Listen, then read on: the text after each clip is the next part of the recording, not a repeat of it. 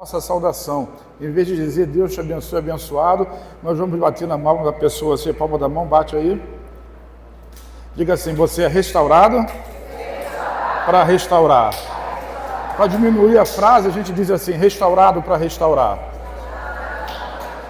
Porque essa é a ideia, né? Nós somos restaurados para restaurar. Pastor, eu estou no processo ainda. Pois é. Enquanto você está sendo restaurado, você também vai trabalhar para alguém ser restaurado. Você não pode perder tempo. Então, naquilo que Deus já passou pelo processo com você, você está habilitado. Bate na mão dessa pessoa de novo e diga assim, eu te habilito, em nome de Jesus, você é restaurado para restaurar. Bate de novo, restaurado para restaurar. Amém, glória a Deus. Repete comigo assim, promessa ou presença? Está muito feio, promessa ou presença? Eu já vou explicar para você o que significa isso. Antes, porém, eu quero dizer que quarta-feira nós vamos ter a nossa terceira aula do curso de voluntariado no culto, né? Do voluntário, que acontece toda quarta-feira lá no prédio da 17. Então você não pode ficar de fora, não pode perder. Eu estou sentindo o pessoal esmorecendo, né? Mas nós vamos levantar, diga levantar, porque isso de fato é muito importante para o desenvolvimento, para o desenrolar da nossa igreja.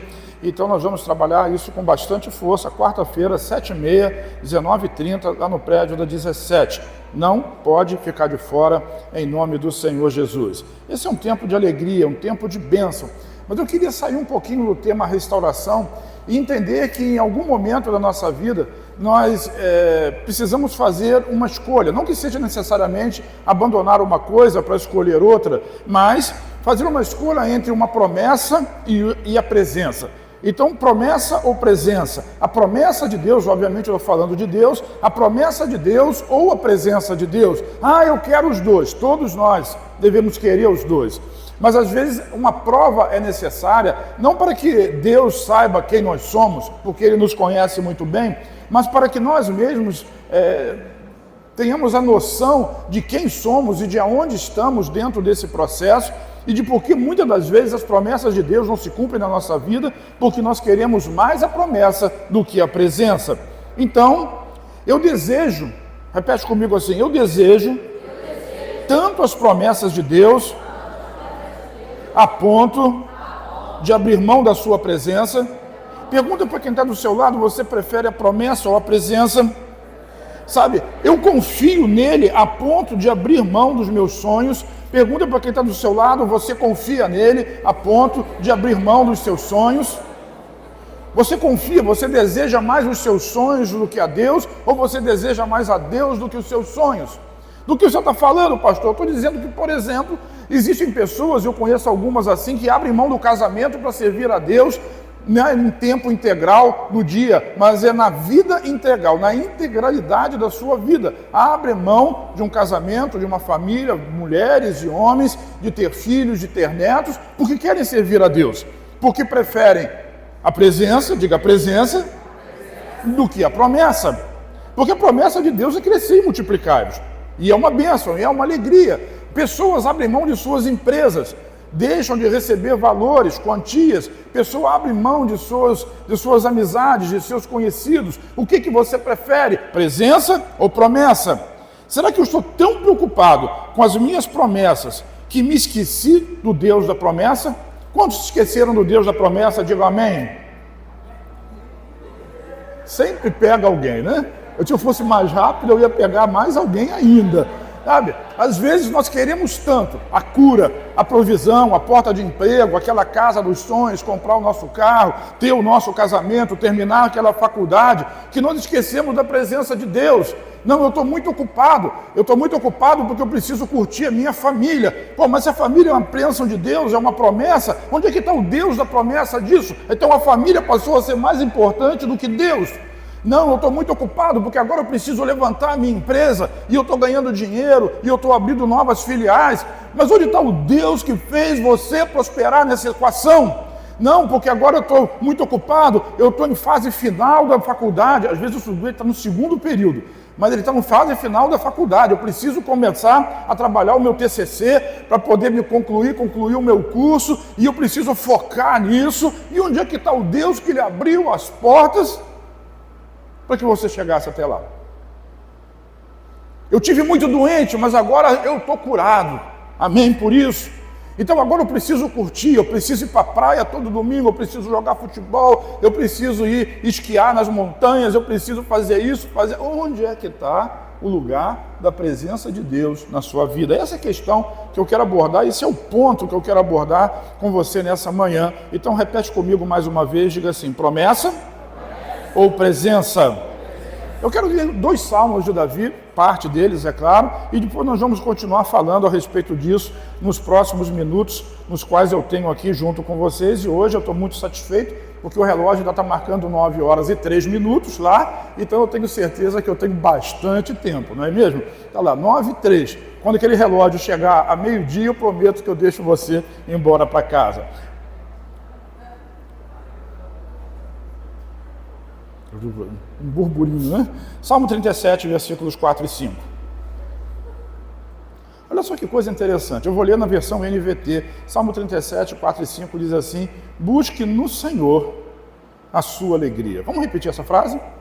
Busque no Senhor a sua alegria. Aonde é que nós temos buscado a nossa alegria? Será?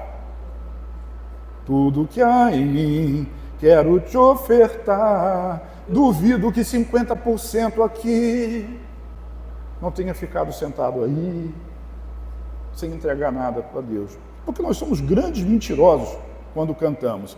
E o desafio de Deus é buscar no Senhor. Buscar em quem? No Senhor a nossa alegria. Quando nós buscamos no Senhor a nossa alegria, o que acontece com isso? Algo é desatado no céu. Algo de promessa desatado no céu, e eu estou querendo justamente chamar a sua atenção sobre isso. Às vezes você está orando pela cura do seu corpo há 20, 30, 40 anos, mas você está buscando a cura, quando você na verdade poderia parar um pouquinho para buscar o Deus da cura, o Deus do milagre, para buscar a presença dele. Quando a presença dele inunda o seu ser, meu amigo, não tem nenhuma enfermidade que continue no seu corpo. Eu estou só citando um exemplo, eu poderia citar outros mais. Então, a palavra de Davi aqui é: busque no Senhor. Vamos repetir isso: no Senhor, a sua alegria, e Ele lhe dará os desejos do seu coração. Então, olha só, existe uma condicional aplicada aqui. Se você, diga eu, buscar no Senhor a minha alegria, aí sim os desejos do seu coração, eles serão, cada um deles, ele será concluído pela promessa de Deus. Mas primeiro eu preciso buscar no Senhor a alegria. Outras versões vão dizer: deleita-te no Senhor, alegre-se no Senhor, agradeça ao Senhor. Não importa, tudo quer dizer a mesma coisa. Essa aqui é apenas mais fácil de entender, porque quantos de nós de fato buscamos a alegria, a nossa alegria no Senhor, a nossa fonte de vida no Senhor, para que nós possamos receber aquilo que o nosso coração deseja. E no versículo 5 ele amplia isso e diz assim: entregue seu caminho ao Senhor, confia nele e ele vai te ajudar. Ou em outra versão vai dizer: o mais ele fará. Outra vai dizer: tudo ele fará. Por quê? Porque lá no começo você se alegrou no Senhor. Essa história de Davi, irmão, de se alegrar em Deus, de se alegrar na presença de Deus, de se alegrar com a glória de Deus. E o que Deus deu para ele? Tudo o que ele queria, menos uma coisa, que é a possibilidade de construir o templo, que isso Deus deixou para Salomão. Mas todas as coisas Deus deu para Davi. Por quê? Porque ele tinha um coração, uma alegria voltada para o Senhor. No Salmo 139, nos últimos 2 versículos, todo mundo conhece essa palavra: Senhor, tu me sondastes e me conheces, de longe entendes o meu pensamento, sem que haja uma palavra só na minha boca, Senhor, tudo tu sabes. É o Deus que sonda corações e mentes. Antes de você ser formado, Deus já te via. Um salmo maravilhoso, o Salmo 139, mas lá no final, nos versículos 23 e 24, tem uma oração que Davi fazia e que nós deveríamos fazer também. Diz assim: sonda-me, ó Deus, e conhece o meu coração. Vamos juntos? Sonda-me, ó Deus, e conhece o meu coração. Isso, prova-me e conhece os meus pensamentos. Prova-me e conhece os meus Parou para pensar no que é isso? Davi estava se colocando na presença de Deus, dizendo: Senhor, sonda, passa uma sonda, faz um ultrassom, faz uma tomografia, faz uma ressonância no meu coração, vê se tem alguma coisa errada, prova-me, ou seja, me coloque à prova. Repete, me coloque à prova. E conhece os meus pensamentos.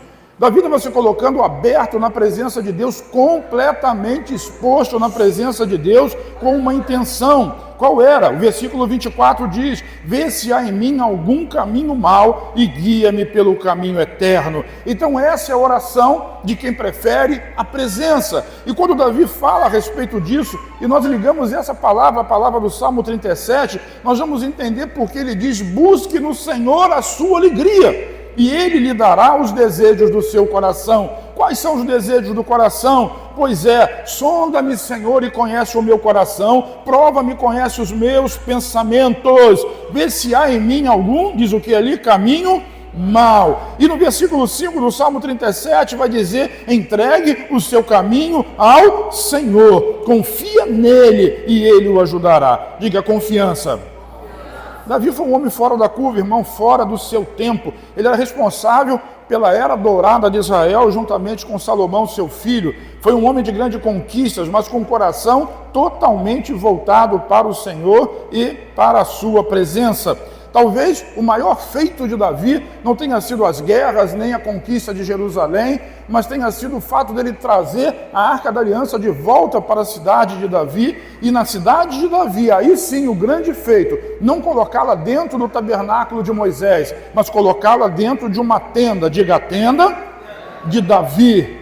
A tenda de Davi é algo mais famoso que existe, porque os profetas falavam que Deus queria reconstruir a tenda de Davi. Deus queria, Tiago fala nisso em Atos dos Apóstolos, no capítulo 15, quando a tenda de Davi seria reconstruída. Essa tenda é a presença de Deus no meio do povo. Talvez esse tenha sido o maior de todos os atos de Davi, pela busca pela presença, mas não só para ele, mas também para toda a comunidade de Israel ter a oportunidade de desfrutar da presença de Deus, algo que muito pouca gente podia fazer. Não caiu fogo do céu, a terra não abriu. O que diz é que Deus ficou satisfeito. Deus fica satisfeito quando buscamos a sua presença. Como diz o profeta, quando nós o conhecemos e prosseguimos em conhecê-lo. Não é conhecer a palavra simplesmente, não permitir que isso traga vida para nós, mas é conhecer a palavra e conhecer o Deus da palavra. Hoje aí nós estamos cheios de teólogos que conhecem muito a palavra, e eu tenho lá minhas dúvidas se de fato conhece o Deus da palavra, aquele que está por trás, a intenção do coração de Deus. E essa oração nós devemos fazer o tempo todo. Sonda-me, Senhor, e conhece o meu coração, prova-me, conhece os meus pensamentos, vê se eu estou pensando de acordo, se a minha mente está renovada, vê se o meu coração é reto diante de Ti, e se não for, conserta os meus caminhos. Repete comigo: conserta os meus caminhos. Quantos querem ter os seus caminhos consertados? Então o ideal do nosso coração deve ser sempre voltado para Deus. E eu continuo com a pergunta: promessa ou presença? Eu queria agora avançar um pouco nisso e falar a respeito da promessa sem a presença. Repete comigo: promessa sem presença. E eu vou usar agora o texto de Moisés, no capítulo 33, na verdade todo o contexto fala Êxodo 32 e Êxodo 33, livros de Moisés. E Moisés então, ele foi um líder extraordinário, todos nós sabemos disso, determinado, metódico, comprometido com o seu chamado. Mas agora vejamos como ele se comportou diante de um grande desafio. O desafio foi: Moisés subiu um monte, o povo fez um bezerro de ouro, mancomunado com Arão, e quando volta, Deus fica muito irado. Moisés quebra as tábuas do testemunho, escritas pelo dedo de Deus, e fica muito zangado, e há uma grande mortandade no meio do povo, e aquilo começa uma grande revolução, e essa revolução, essa inquietação, esse desgosto, ele trava uma batalha. Eu vou chamar de batalha, mas entendo o que eu estou falando antes de fazer uma crítica. É uma batalha entre Moisés e Deus. Diga: Moisés e Deus. Eu não sei quantas vezes você teve a oportunidade de travar batalhas com Deus. Eu confesso que não fui muitas na minha vida, mas algumas foram. e eu posso me lembrar delas, porque eu não gosto de brigar com Deus, porque a certeza de você sair perdendo é total. Mas Deus às vezes se agrada de quando nós o enfrentamos em fé, em cima da sua palavra. E foi isso que Moisés fez. Moisés estabeleceu um momento de... Cadê a palavra? Um momento difícil, vamos dizer assim, um climão. Criou um climão entre ele e Deus. Olha só o que acontece. Êxodo capítulo 33, versículos de 1 a 3, diz assim: Depois ordenou o Senhor a Moisés: saia desse lugar com o povo que você tirou do Egito, e vá para a terra que prometi com juramento, diga promessa, a Abraão, a Isaque e a Jacó, dizendo: eu a darei a seus descendentes. Então, quando a gente para pensar a respeito disso, apesar do povo ter pecado, estar debaixo da lei, Deus não revoga a sua promessa. Deus não pode revogar promessas. Deus é Deus, Ele não pode mentir, Ele não volta atrás. Então, se Ele empenhou a sua palavra, aquilo que Ele disse é. Agora, essa é a questão que nós estamos trazendo, esse é o ponto. Será que eu estou tão ligado em uma promessa, em um sonho, em um desejo, que eu me esqueço do Deus da promessa? Eu quero tanto receber algo de Deus, que me esqueço do Deus da promessa. Então Deus estava dizendo: olha, eu vou cumprir a promessa que fiz a Abraão, a Isaque e Jacó. Eu vou dar a terra para vocês, a terra da promessa será de vocês. Abraão andou por essa terra, Isaque andou por essa terra, Jacó peregrinou por essa terra. Vocês ficaram no Egito, agora eu vou levar vocês para lá. Contudo, o versículo 2 diz assim: mandarei à sua frente um anjo. Mandarei quem? Um anjo, e expulsarei os cananeus, os amorreus, os hititas, os ferezeus, os heveus e os jebuseus. Vão para a terra onde mana leite e mel. Mas, o que diz ali? Eu não irei com vocês. Você sabe ler? Mas, não está ali? Mas...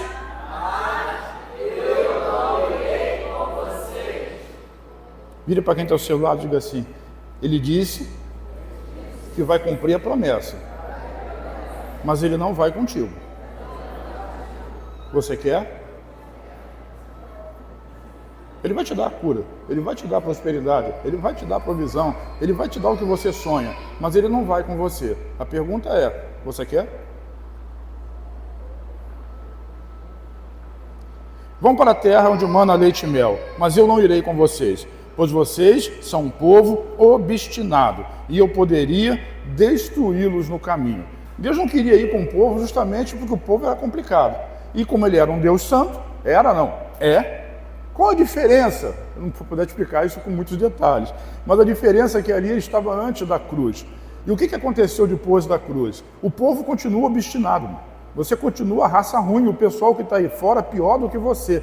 Mas o que acontece é que aqueles que creem no Senhor Jesus, Jesus levou os seus pecados, a sua obstinação e colocou sobre você a justiça dele. Então Deus olha para você de uma forma diferente. Deus já colocou o seu pecado em Cristo e já colocou a justiça de Cristo em você. Por isso, Deus não vai destruir você no caminho em que você está seguindo. Você pode até se destruir sozinho, com as escolhas que você faz, com aquilo que você resolve, com a vida que você leva. Mas isso não é obra de Deus. Mas naquele momento lá, Deus disse assim: eu sou um Deus santo, e se esse povo vacilar comigo, eu vou destruir eles no meio do caminho. Eles não vão chegar na terra da promessa. Quem está me entendendo? Amém? Então ali há um cumprimento de promessa, mas uma ausência de presença. Eu não consigo ver isso de outra maneira, a não ser pensar que Deus estava provando Moisés e colocando o povo diante de uma situação complicada, de uma sinuca, né? O que vai acontecer? O que vai fazer? Então ali se criou essa situação. E essa situação serve para nós hoje como modelo, como exemplo, de que nós sim temos as promessas de Deus como herança, mas sim também é importante que nós faltou o verbo, prefiramos é verbo? Eu vou inventar essa aqui, né? Mas é importante que você prefira Deus do que a promessa. Você vai abrir mão da promessa? Não, mas quando você tiver Deus como centro da sua vida, com certeza as suas promessas vão acontecer. Coisa extraordinária. Deus é bom demais. Diga, Deus é bom. Deus é maravilhoso. Deus é bom e maravilhoso. Mas por que isso acontece? Será que em dado momento nós estamos tão focados, vou repetir esse ponto, na promessa, que nós nos esquecemos a necessidade da presença de Deus dentro desse processo? Isso acontece porque nós temos medo da presença. Pergunta para quem está ao seu lado: você tem medo da presença? Tem medo da presença. Eu me lembro aqui, alguns anos atrás, cultos, por exemplo, quando o Delfino vinha aqui, e as pessoas ficavam lá atrás naquela parede lá, encostadas na parede com medo de cair endemoniado. Meu Deus do céu, a que ponto nós chegamos? As pessoas têm medo da presença. Vamos fazer uma roda de oração aqui. Vem cá, irmão, vem cá, por medo da roda. Eu não. Por quê? Porque tem medo da presença. As pessoas, elas têm mais consciência do pecado do que da presença. As pessoas, elas têm mais consciência do diabo, têm um medo do diabo terrível. Tem mais medo do diabo do que da presença de Deus. A presença de Deus é extraordinária, irmão, e ela anula qualquer obra maligna contra a sua vida. Nenhuma arma forjada contra você prosperará. Não foi Deus que enviou, então não prospera. Ou você acredita na palavra, ou você vai morrer de medo da presença. Vire para quem está ao seu lado e diga: não tenha medo da presença. Então as nossas orações, qual é o alvo? Qual é o desejo de fato? Nós estamos procurando aquilo que nós precisamos, aquilo que nós queremos, ou nós estamos atrás daquele que fez a promessa, crendo que uma vez que a promessa foi feita, todas as coisas vão caminhar de acordo com o desejo do seu coração. Então essa é a questão, esse é o ponto: promessas ou presença? Qual é a sua escolha? Qual é a sua decisão? Moisés, ele viveu um momento, isso tudo aconteceu assim, muito perto uma coisa da outra, mas ele viveu um momento de busca, diga, busca pela presença. E ele não teve medo de contrariar Deus na sua busca intensa pela sua presença, pela presença de Deus. Então, alguma coisa tinha que acontecer. E Moisés agiu nessa maneira. Então, assim, todas as vezes, eu não sei se você conhece o texto, mas que Moisés precisava ter em particular, diga particular com Deus, ele montava a tendazinha dele lá fora da congregação, do arraial.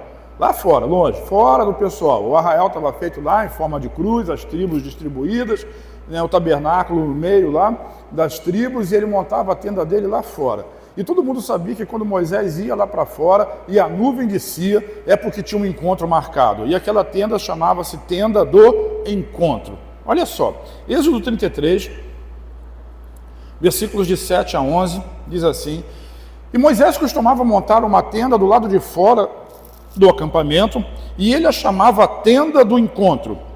Quem quisesse consultar a Deus ia à tenda, fora do acampamento. Isso tem um mistério aí, né? Não vou desvendar isso hoje, né? Mas é fora do acampamento, lá fora. Então, quem quisesse consultar a Deus ia à tenda fora do acampamento.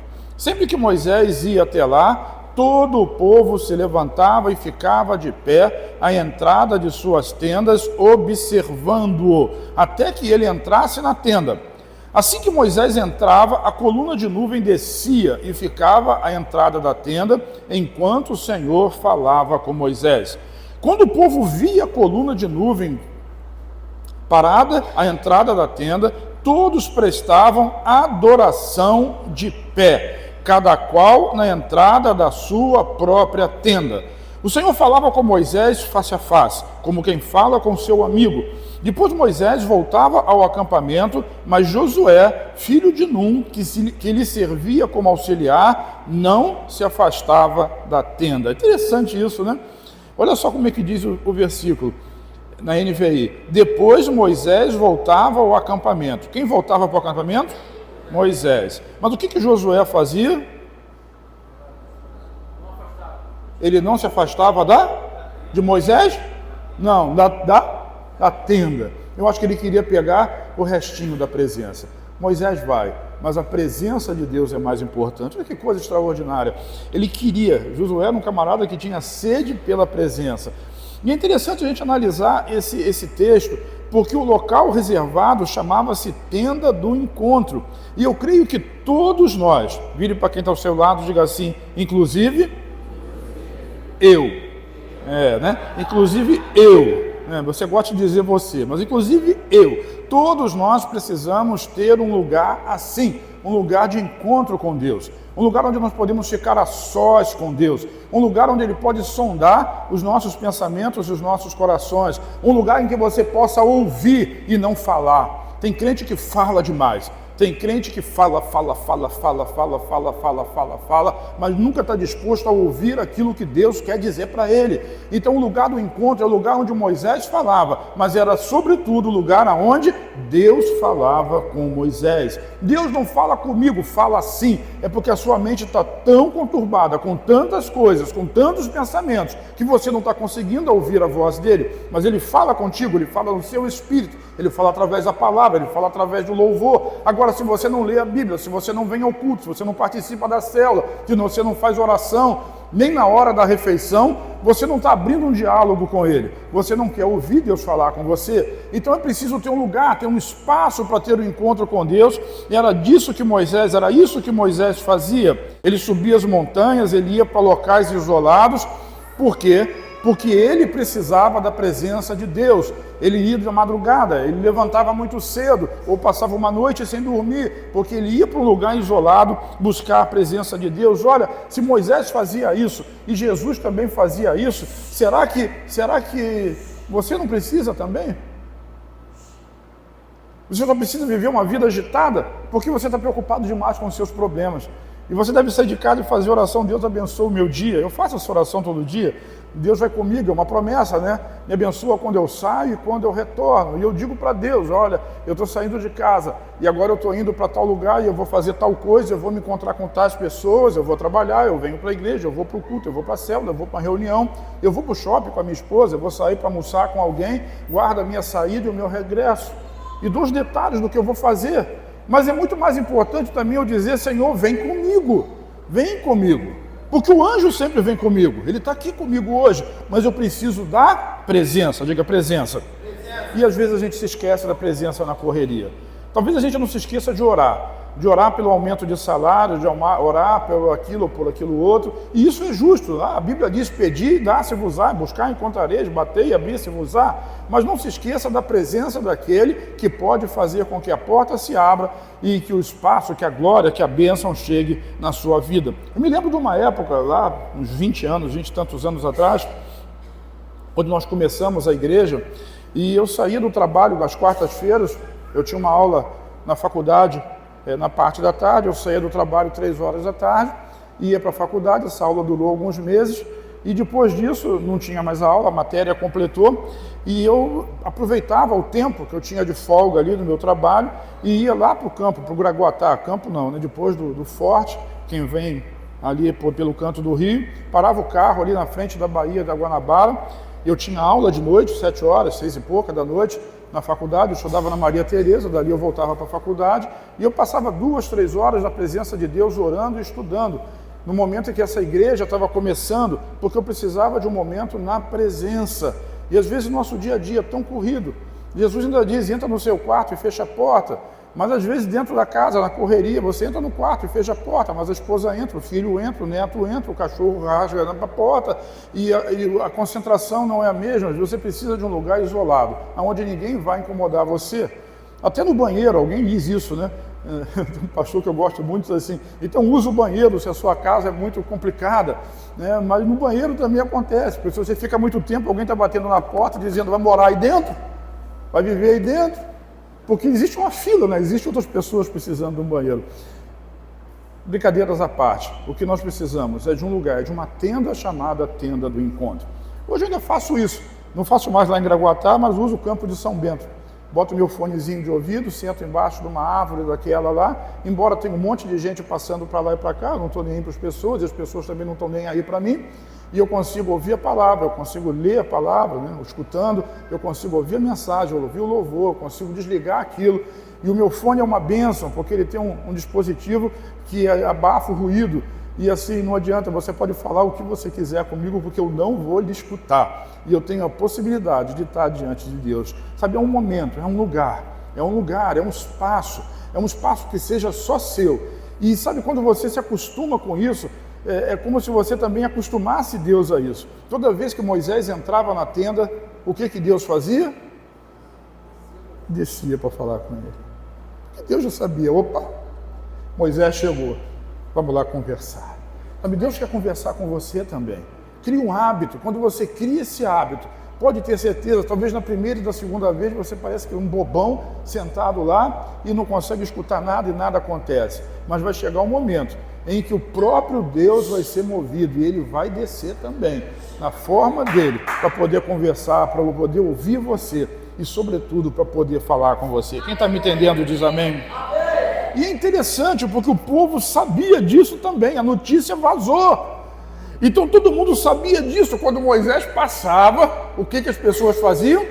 Em pé na porta da tenda. Eu não sei se a tenda tinha uma porta, afinal era uma tenda, mas ficava em pé na frente da tenda em posição de reverência, enquanto Moisés passava. E quando Moisés entrava lá na tenda, que a nuvem descia, eles ficavam numa situação de adoração. Quanto tempo Moisés ficava na tenda? Não sei, depende da conversa. Mas o que eu posso lhe dizer é que durante todo o tempo em que Moisés ficava lá, o povo permanecia em pé diante da tenda, adorando a Deus. Quem está me entendendo?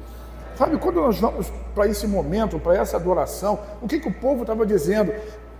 Eu estou na frente da minha tenda, entra na minha tenda também, né? Como dizia o Regis Danese, entra na minha casa, entra na minha vida, muda o que precisa ser mudado, sara as minhas feridas. Certamente essa era a adoração do povo, porque Moisés estava na tenda, mas agora o povo queria que Deus viesse para a sua tenda também, cada um, e essa é a vontade de Deus para a sua vida. Vire para quem tem ao lado, diga assim: Deus quer entrar na sua vida. Agora não deixe isso entrar pelo um ouvido e sair pelo outro. Como você faz muitas e muitas vezes, nós fazemos, você nem lembra o que foi pregado a semana passada.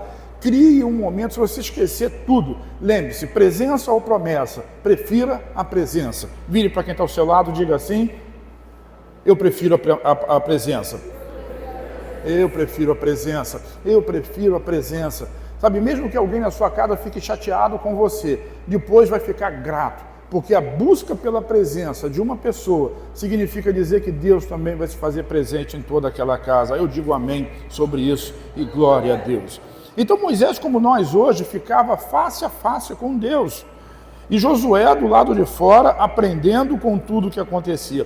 Eu não sei se a conversa era audível, né? Se Deus falava e Moisés respondia, se Deus respondia aquilo que Moisés perguntava, mas se fosse audível, certamente Josué estava com o ouvido encostado na tenda para escutar a palavra de Deus. O pedido, a oração e a conversa de Moisés, porque ele queria participar daquilo. E olha, eu vou lhe dizer uma coisa, ele teria a sua oportunidade de ter a sua própria tenda e de estar em contato. Moisés, aliás, Josué não tinha tenda, né? Josué, ele saía para caminhar, ele deixava o povo no arraial e saía para caminhar quando estava diante de uma grande batalha, porque ele precisava ouvir Deus. Você vai lembrar do texto em que ele se encontra com um anjo, com a espada estendida, e ele pergunta: você é a meu favor ou a favor dos meus inimigos? E o anjo diz para ele: eu não sou a favor de ninguém, eu sou enviado do Senhor dos Exércitos. É você que tem que andar na minha passada, né? É você que tem que vir ao meu favor, é você que tem que andar comigo. E depois nós sabemos que Josué destrói a cidade de Jericó. E quando ele ouve isso, olha só, Deus foi falar com ele, através do anjo. Ele se ajoelha e adora a Deus naquele lugar. Todo mundo precisa de um lugar secreto, que não precisa nem ser tão secreto assim, mas de um lugar que seja o lugar do encontro com Deus. Glória a Deus. Então eu prefiro a presença. Repete: prefiro a presença do que a promessa. Deixa eu voltar só um segundinho aqui. Tem gente que no meio do louvor, da adoração, da oração, não consegue ficar em pé no culto. Jesus, que falta de reverência e de respeito, que falta de honra. Falta de honra a Deus. As pessoas confundem. Isso aqui não é um espetáculo, né? pessoal do louvor não são artistas, você não pagou para ver o seu cantor preferido dar um show. Aqui é adoração, entendeu? E mesmo que o silêncio esteja aqui, a sua atitude é atitude de adoração. Nós estamos diante da presença de Deus, e diante da presença de Deus, eu preciso ter uma atitude de adoração e de reverência. Então ficar em pé é o mínimo sacrifício de louvor que nós precisamos fazer. Fecha parênteses. Quem me entendeu diz amém? Vire para quem está ao seu lado, diga para essa pessoa assim: nunca mais eu vou ficar sentado na hora da oração, do louvor e da oferta. Eu estou muito bonzinho, mas eu já botei essa igreja para ficar em pé por causa disso, enquanto eu pregava toda a pregação. A gente aprende às vezes assim, né? Mas eu era muito legalista, né?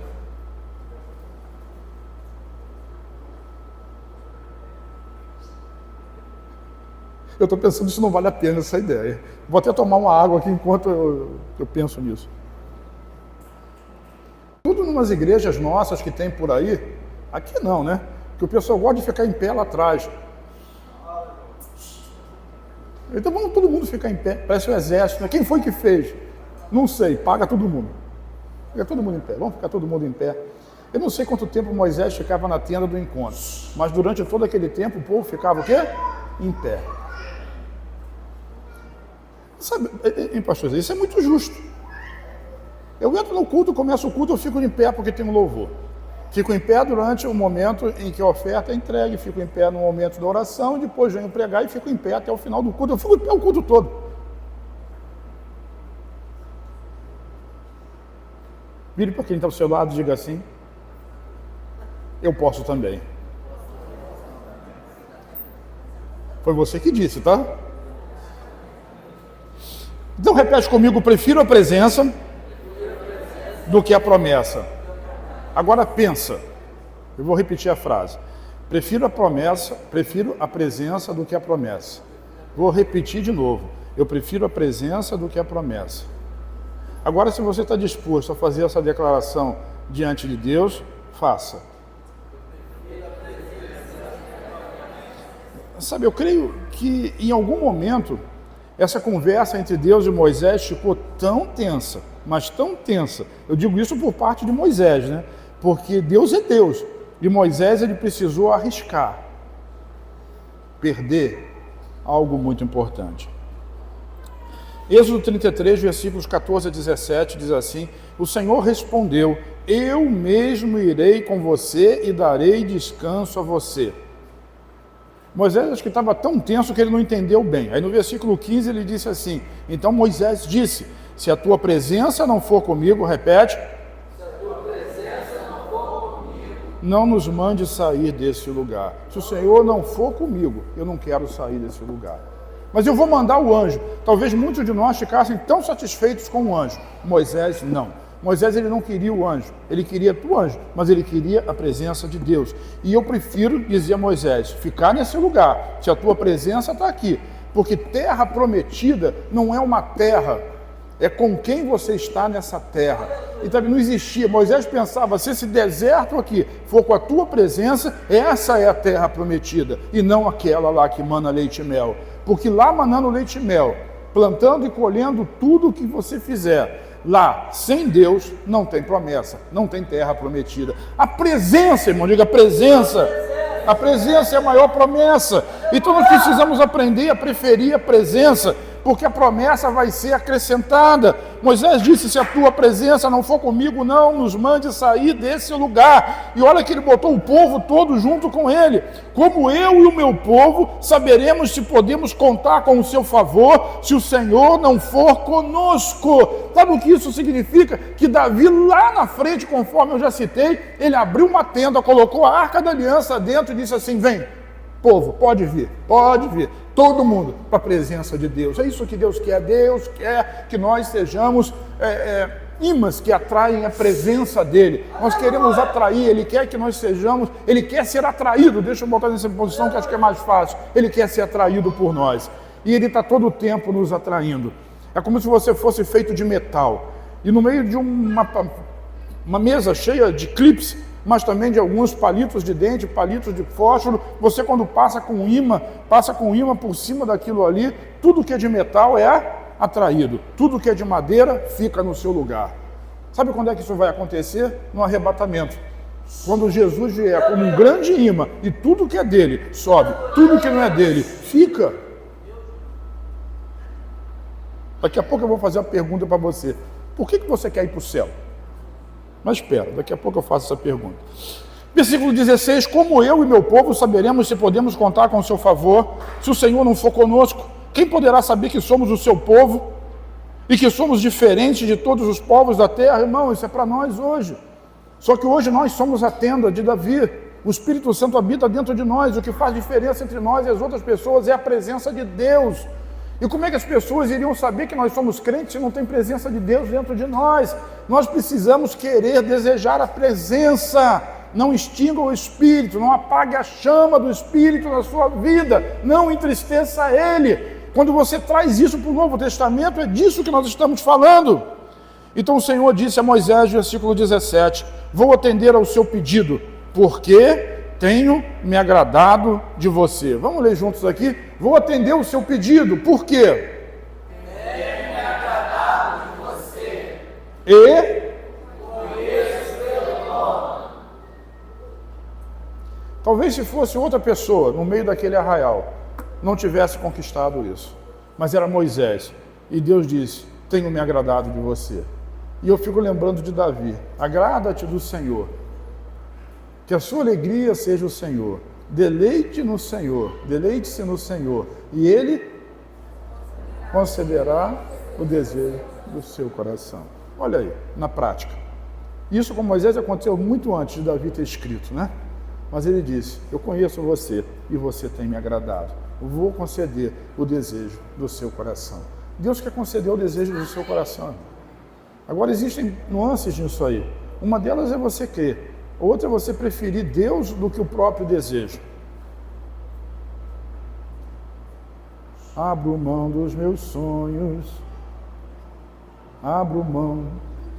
Abro mão. É disso que eu estou falando. Presença ou promessa? Moisés abriu mão da terra prometida. Irmão, o que é isso? Moisés abriu mão da terra prometida. Pergunta para quem está do seu lado, o que você acha disso? Se Deus não fosse com ele, ele disse, eu não vou sair daqui. Eu vou com todo mundo, problema de todo mundo, eu vou continuar aqui.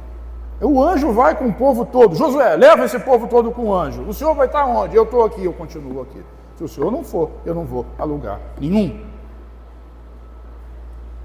Moisés tinha sede da presença de Deus. Eu acho que isso vem desde a sarça ardente. Desde a sarça ardente. O mesmo Moisés, no capítulo anterior, no capítulo 32 de Êxodo, ele coloca mais do que a terra da promessa em jogo. Ele coloca a sua própria salvação em jogo, por causa do povo. Êxodo 32 diz assim, agora, pois, perdoa-lhe o pecado, ou se não, peço-te que me risque do livro que escrevestes. Pergunta para quem está do seu lado. E agora? Ou você perdoa o pecado. Tem coragem? Pergunta para quem está do seu lado. Tem coragem? Dizer para Deus, perdoa o pecado. Perdoa o pecado desse encardido. Ou então risca o meu nome do teu livro.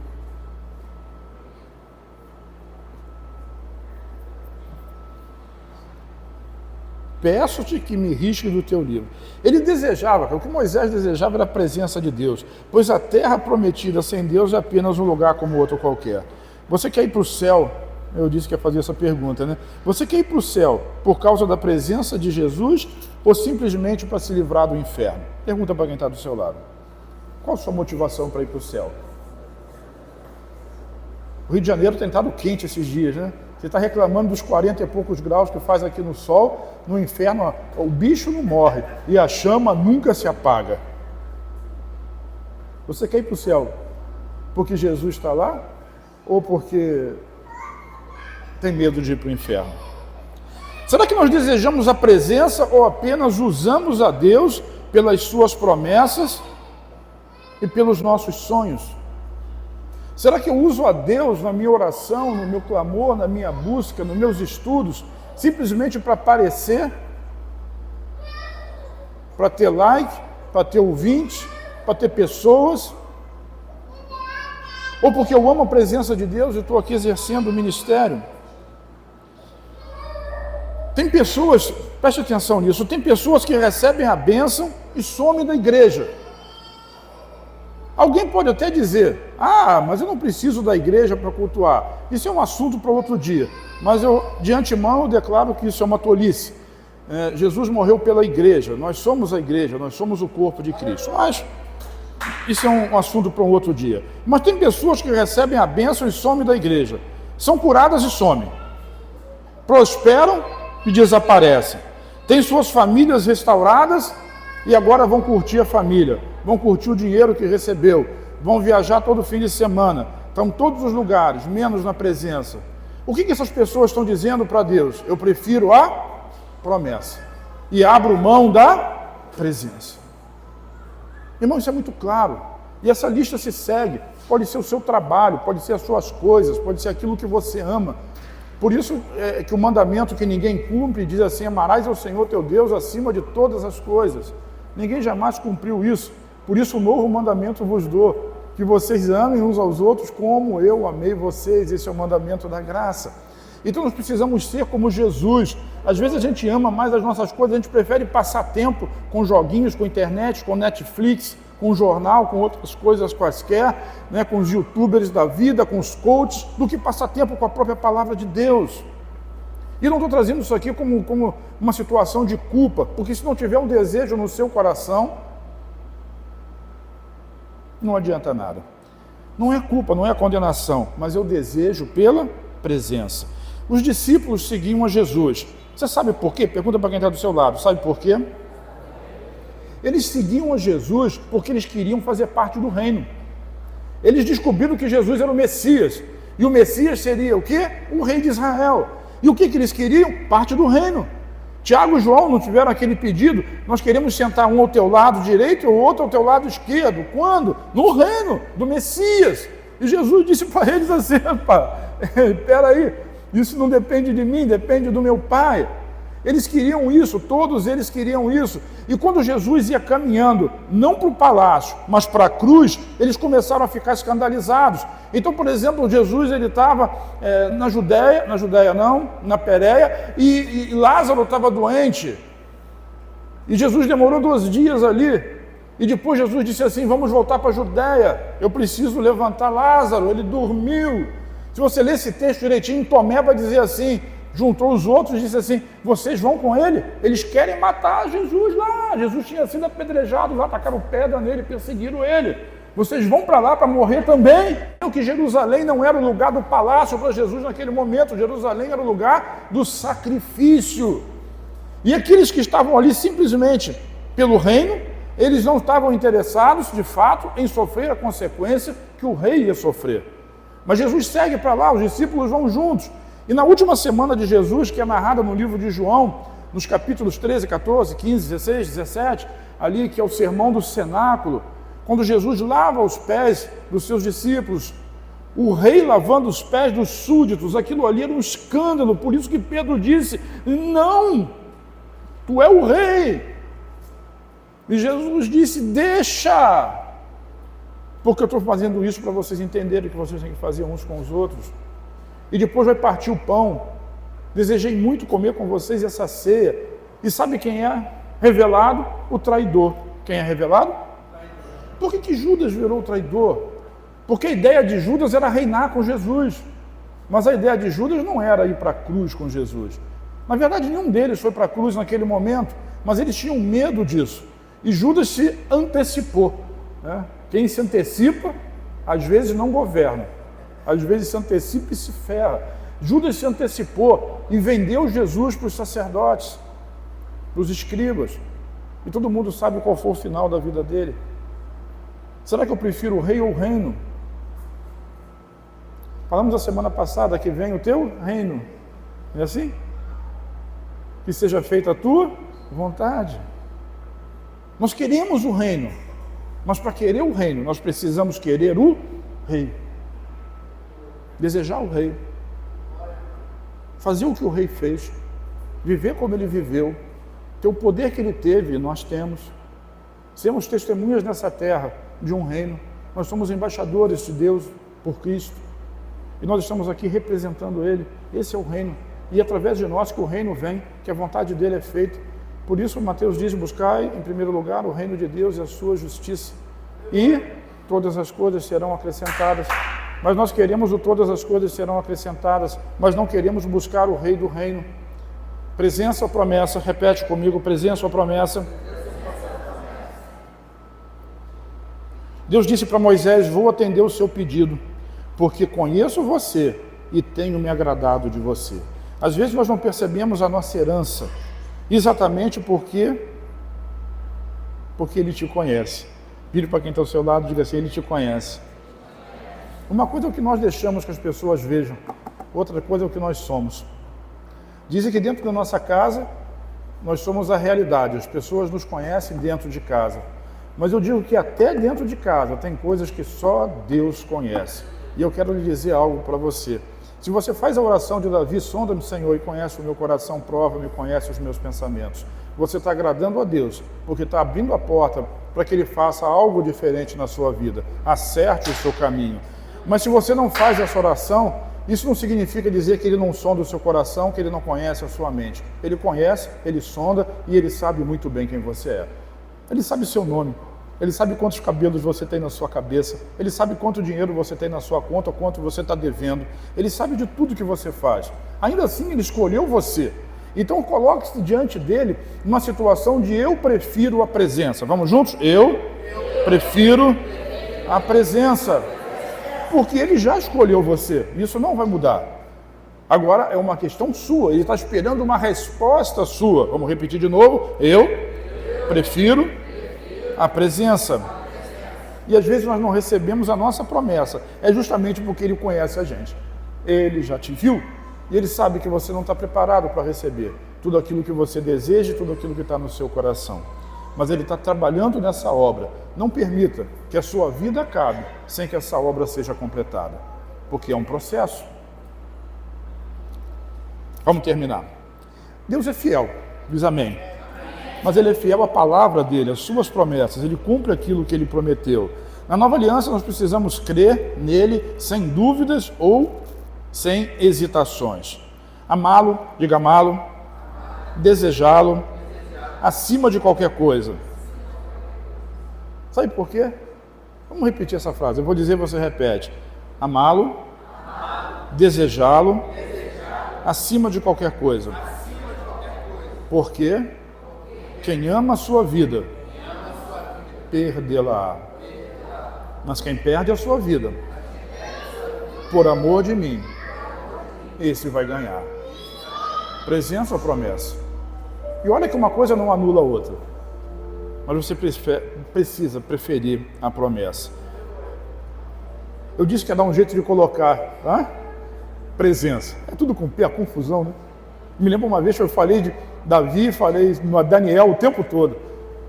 Acho que é por isso que eu botei o nome do Daniel de Daniel. Ih, vai confusão. Prefira a presença, diga presença. Mas a presença não vai anular a promessa. Mas se você preferir a presença, a promessa pode chegar antes. Eu disse que eu ia tentar um jeito e coloquei mesmo. Naum capítulo 1, versículo 7. Eu tinha que botar esse texto de qualquer maneira nessa palavra. No finalzinho, botei ele. Naum 1, 7. O Senhor é bom, repete. O Senhor é bom. E Ele serve de fortaleza. Diga fortaleza.